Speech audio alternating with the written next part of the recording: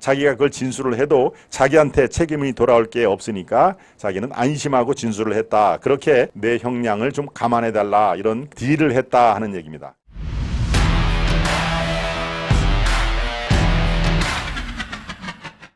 왜 김만배는 박영수 구속에 앞장설까?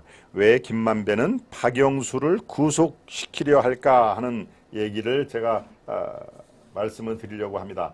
네, 김만배 대장동 게이트에 거의 뭡니까? 대장동 게이트를 기획하고 또 이재명 측에 누굽니까? 뭐 김용 또 정진상 이런 그 선수들과 가장 밀집해서 형 동생으로 지냈던 사람이죠. 예, 기자 출신입니다. 머니투데이라고 하는 매체의 법조 담당 기자를 오래 했습니다. 뭐 이 사람은 법조 담당 기자만 했다고 그래요. 그리고 이 법조에서 열심히 취재해서 기사를 쓰는 그런 기자가 아니고 로비, 그러니까 뭐 높은 사람들 방에 들락날락거려 가지고 친분을 쌓고 또 뭐 신문사 로비라든가 또 개인 로비 이런 것들을 잘, 민원 이런 것들을 잘 해결을 해주는 그런 법조담당 브로커성 기자라는 얘기죠. 예, 그래서 뭐 저는 검색을 안 해봤습니다만 김만배로 기사 검색을 하면 별로 안 나오더라.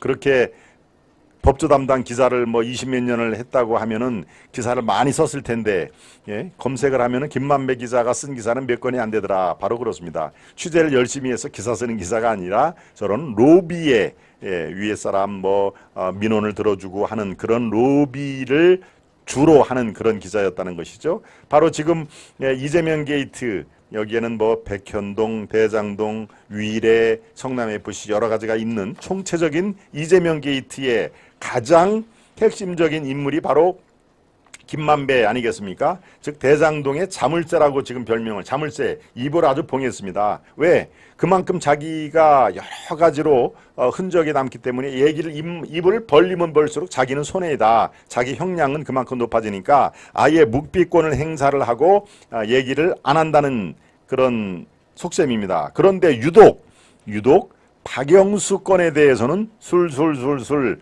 이름이 박영수가 그랬던 거 맞습니다 하면서 자기가 더 덧붙이고, 바로 김만배의 이런 진술이 박영수를 영장을 친 검찰이 박영수, 어제 제가 자세히 설명을 드렸죠. 어제 박영수의 영장 청구는 바로 김만배의 진술이 결정적인, 몇 가지 김만배의 결정적인 진술을 첨부를 했다 하는 얘기입니다. 네, 박영수가 내일 영장 실질 심사를 받게 되는데요. 그렇다면은 내일 저녁 늦게나 아니면 모레 오전에 아마 발부가 될 겁니다. 제가 어제 자세하게 설명을 드렸으니까 이 정도의 사안에 대해서 제 아무리 법원의 판사가 박영수를 감싸려고 해도 영장을 발부를 안 할 수가 없을 겁니다. 제가 어제 제 기자 경험을 녹여서 조목조목 그 근거를 말씀을 드렸죠. 김만배가 박영수에 대해서 결정적인 증언을 한 게 두 가지가 있는데요. 자, 하나를 이렇게 설명을 드립니다. 김만배가 최근 검찰 조사에서 이렇게 얘기합니다. 2015년 1월에 남욱 씨에게 대장동 사업 주도권을 넘겨받을 때 2015년에 원래 그 당시에는 남욱이 그 사업권을 갖고 있었습니다. 그런데 남욱이 다른 건으로 수사를 받게 되고 교도소를 갈 위험에 처하자 그 사업권을 김만배에게 넘긴 것이죠. 그러니까 나이가 김만배가 위니까 만배 형 이거 사업권 내가 이거 넘길 테니까 나 그에 상응하는 돈을 주고, 그러니까 돈 받고 사업권을 넘긴 것이죠. 그런데 거기에서 여러 가지로 인수인계할 때 결정적인 증언이 나온 것입니다. 바로 그 얘기입니다. 대장동 사업 주도권을 넘겨받을 때 남욱이 이렇게 얘기합니다. 박영수 특검에게 200억을 줘야 한다. 이런 관련 내용을 인수인계해 줬다라고 김만배가 검사에게 그대로 진술을 한 겁니다. 내가 그 사업권을 인수인계를 받았을 때 남욱이 그렇게 얘기를 하더라. 박영수의 200억을 주기로 했다. 그거 나는 이제 사업권을 넘길 테니까 당신이 알아서 200억을 주쇼. 이제 이렇게 된 것이죠. 그 무렵에 남욱이 다른 사건으로 검찰 수사를 받게 되자 바로 이렇게 얘기를 한 것입니다. 김만배가 남욱이 사업을 계속하면 이재명 성남시장이 대장동 민간 사업자로 선정해 주지 않을 것이라면서 사업 그 주도권 즉 사업권을 남욱에게서 넘겨받았다. 예, 이때 남욱이 자신이 박영수 특검에게 약정한 200억 원도 김 씨가 지급해야 한다고 진술을 그대로 김만배가 진술을 한 것이죠. 똑같습니다. 남욱도 이전 검찰 조사에서 당시 김만배에게 사업 주도권을 넘기면서 박영수에게 200억 박영수 특검입니다. 박영수에게 200억 원을 약속했으니 사업이 성공하면 지급해야 한다고 전달했다. 바로 두 사람의 진술이 이렇게 똑같이 일치가 되면서 자신 있게 박영수에 대한 구속영장을 청구하게 된 것이죠. 네. 여기에는요 200억 원을 어떤 방식으로 지급할 것인지 바로 남욱 등과 박영수 특검 측이 구체적으로 합의했다는 내용도 그대로 영장에 청구가 돼 있다. 영장에 그대로 적시가 돼 있다. 예, 박영수가 대장동 토지 보상 작업에 대한 법률 자문 수수료 명목으로 전체 보상금 약 1조 원인데요. 이거의 1%인 100억 원을 받고 나머지 100억 원은 대장동 상가 시행 이익에서 나눠받기로 했다는 것이다. 어제 제가 설명한 거 여러분 기억나시죠? 전체 보상금의 1%인 100억 원을 먼저 받고 나머지 100억 원은 대장동 상가, 그래서 상가 두 채를 받았지 않습니까? 상가 두 채에다가 또 박영수 딸이 그 대장동에서 시세의 거의 3분의 1 값, 헐값으로 아파트도 또 특혜 의혹을 받고요. 예, 이것저것 다 합해서 200억을 제대로 챙긴 것이죠. 또 말씀드렸다시피 변협 회장 선거 자금 명목으로 현금 3억을 땡겼는데 그거에 대해서도 당시 남욱에게서 박영수 특검에게 3억 원을 전달했다는 말을 들었다고 누가 얘기했다? 김만배가 검찰 수사관에게 그대로 얘기를 했다는 얘기입니다. 예, 이렇게 김만배가 자신과 관련된 그 사안에 대해서는 절대 입을 뻥끗을 안 하고 묵비권을 행사를 하고 있는데 유독 박영수에 대해서는 이렇게 결정적인 두 가지 사항에서 술술술술 얘기를 지금 터놓고 있다는 얘기인데 왜 그랬을까요?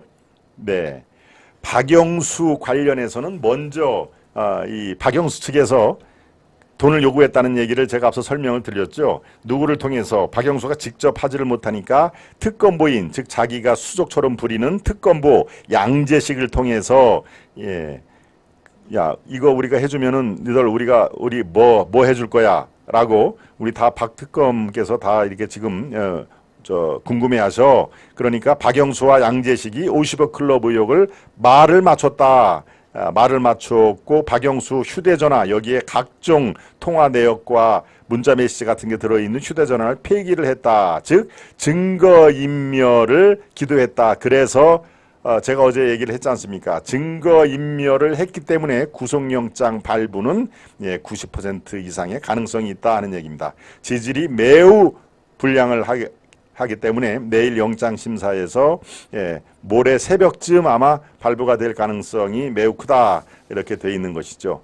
그러니까 이 박영수와 양재식은 자기의 그 지위를 이용해서 특검과 특검보라는 지위를 이용해서 먼저 200억을 우리가 도와줄 테니까 우리은행 그 컨소시엄이라든가 우리은행 프로젝트 파이낸싱 그거 다 해서 우리 또 영감님이 우리은행 이사회 의장 아니야? 그렇지?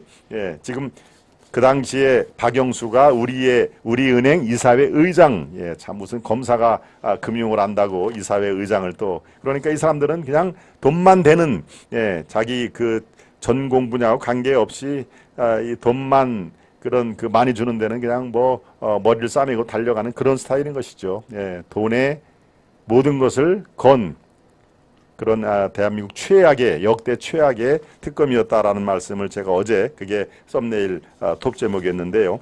예, 어제 혹시 방송을 보지 못하신 분들은 어제 거도 한번 참고를 해주시면은 오늘께 저절로 이해가 아마 쭉 되실 것입니다. 이렇게 박영수와 양재식 특검과 특검보가 먼저 요구를 한 거기 때문에 내가 이렇게 불어도 나는 김만배 나는 내 죄가 더 늘지 않는다라는 확신이 생 겁니다. 다른 거 얘기를 하면은 이건 내가 공범이기 때문에 나도 형량이 올라가겠다라고 하는 것은 절대 입을 얘기 안 하고 바로 특검과 특검보가 먼저 우리한테 뭐 달랄 거야? 뭐 200억 줘라고 했던 거는 자기가 그걸 진술을 해도 자기한테 책임이 돌아올 게 없으니까 자기는 안심하고 진술을 했다. 그렇게 검찰 조사에 응하면서 이른바 또 플리 바기닝을 하는 것이죠. 예, 형량. 자, 그래요? 그러면 내가 이거 아는 대로 다 얘기를 해 줄 테니 내 형량을 좀 감안해 달라. 이런 그 주고받기식. 예, 그걸 이제 검찰 용어로 플리 바기닝이라고 그러죠. 그런 서로 그런 딜을 했다 하는 얘기입니다. 그래서 김만배가 박영수 구속에 앞장서는 이유는 결과적으로 자기가 살려고, 자기가 뭐 구속을 피하거나 그렇지는 않습니다. 당연히 구속이 자기도 되는데 되도록이면 교도소에서 오래 있고 싶은 사람이 누가 있겠습니까? 최소한도로 형량을 줄이기 위해서 박영수의 그런 죄목, 이것은 뭐 빼다 복도 못하는 증거가 있으니까 좋다. 박영수의 죄목에 대해서 내가 아는 것은 다 얘기를 하겠다 하는 그런 심정으로 나가는 것입니다. 결국에는 자기의 안위 앞에 의리란 없다 하는 것입니다. 더더군다나 이렇게 뭐 대장동 일당들이 무슨 돈 앞에 그 의리가 있겠습니까? 다 50억, 100억, 200억 돈으로 일시적으로 뭉친 사람들이 돈에 대해서 갈등이 생기면 당연히 헤어지는 것이죠. 그러니까 돈 앞에 의리가 없다. 그런 내용으로 마무리를 칠 수가 있겠습니다. 네, 참 더디다. 아마 여러분 참 답답하실 겁니다. 예, 그냥 뭐 바로 올 상반기 안에 이재명이 좀 구속이 됐으면 하는 그런 거를 많이 여러분들이 보실 텐데, 글쎄요, 좀 더디더라도 조금만 기다리시면은 여러분들이 그 보고 싶어하는 장면, 구속되는 장면을 당연히 보실 수가 있을 겁니다. 예, 터미리스님 들어오셨군요. 참 더디다 하시는 분이 민족중우님이셨군요. 예, 금화규꽃님, 네, 박영진님, 박경련 스페니님, 터미리스님 어서 오세요. 늘 감사합니다. 예, 경환님 들어오셨군요. 네, 한 달이란 시간이 너무 길었어요. 전혜라님. 박영수가 잡혀가면 200억은 환수가 되나요? 궁금합니다. 예, 200억 중에 상당 부분이 환수가 될 겁니다. 이거는 뭐 불법 취득을 한 거니까요. 예, 근데 이제 그 전액을 다 환수는 못하고 그게 법에 규정이 돼 있는 범위 내에서 환수는 가능합니다. 예, 전혜라님, 루카님, 네, 용석열님이 헉 200억이나? 예, 경하스팬님이 오시자마자 아직 시사에 적응도 안 됐을 텐데 아사투데이 모든 구독자님들 만나서 반갑습니다. 오늘도 좋아요, 구독 꾹 다들 누리셨지요. 예, 경함님이 시차도 아직 적응이 안 돼서 지금 상당히 이 멘탈이 힘드실 텐데도 또 열심히 이렇게 해주셨네요. 예, 경함님 몸은 좀 괜찮으십니까? 네, 다들 아주 건강하게 돌아오신 걸 아주 환영을 해주시는 분위기입니다. 네, 금화교꽃님, 박옥희님, 김문소님. 네, 김 박사의 구수한 목소리가 제일 좋아요. 우리 영진팡님이 구수한가요? 마치 그 숭늉, 누룽지 끓인 숭늉처럼 구수한 목소리. 저도 참 그런 목소리를 좋아합니다. 네, 저도 시골 출신이니까 아주 구수한 숭늉 같은 거 좋습니다. 무기징역도 20년 수용하면 나오니 미국처럼 무기징역 없애고 100년, 200년 언도되는 집행제도로 살아서는 못 나오게 해야 됩니다. 민족중흥님은 아예 교도소에서 생을 마감해야 됩니다. 뭐 현행 법체계가 있으니까요. 법체계에 맡겨 보시자고요. 네, 김명수가 기각하지 말아야 할 텐데 걱정됩니다. 골드님. 네, 그렇군요. 경아님 오늘은 좀 쉬세요. 우리 박경련 스페너님이 건강을 걱정하면서 경아님 쉬시라고 참 아주 보기 좋은 모습입니다. 네. 예, 박사님 답변 감사합니다. 금화규꽃님, 네, 벌써 빼돌리지 않았을까요? 이금도님, 저는 건강하고 좋습니다. 네, 참 우리 왕의 청자는 제가 이렇게 이름을 거론을 할 때마다 저도 참 좋습니다. 예, 포근하기도 하고요. 네, 두 번째, 왜 김만배는 박영수 구속의 앞장서나를 제가 나름대로 분석과 예측까지 해드렸습니다. 세 번째 이슈로 들어가겠습니다. 세 번째 이슈 들어가기 전에 만평을 살펴보겠습니다. 만평 보여주시죠. 차라리 깔끔하게 이렇게 써 있네요. 차라리 깔끔하게 말로만 서로 싸우지들 말고 헌법 개정을 해서 삭제시켜라. 어떤 삭제? 국회의원 불체포 특권.